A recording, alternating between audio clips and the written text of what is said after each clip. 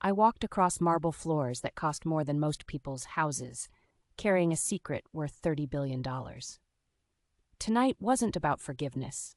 Tonight was about watching their world crack like the crystal champagne flutes they held so carelessly in their perfectly manicured hands.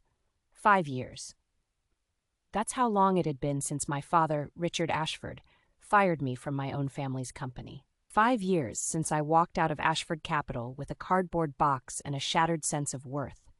5 years since my mother, Vivienne, told me over the phone that I was an embarrassment to the family name. And now, on this freezing December evening in Aspen, I was back.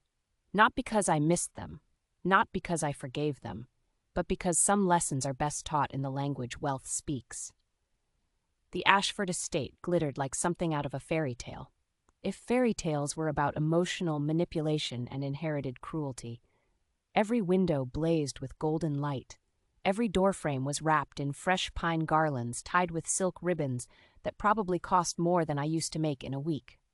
Snow fell in those perfect, movie-set flakes that only seem to exist in places where people have enough money to forget about shoveling driveways. I stood at the entrance, my breath forming clouds in the cold air, and I felt the weight of the small gift I'd brought. Something simple, something honest, something they would absolutely mock. The moment I stepped inside, the warmth hit me along with that scent, pine and perfection, and something else I couldn't name.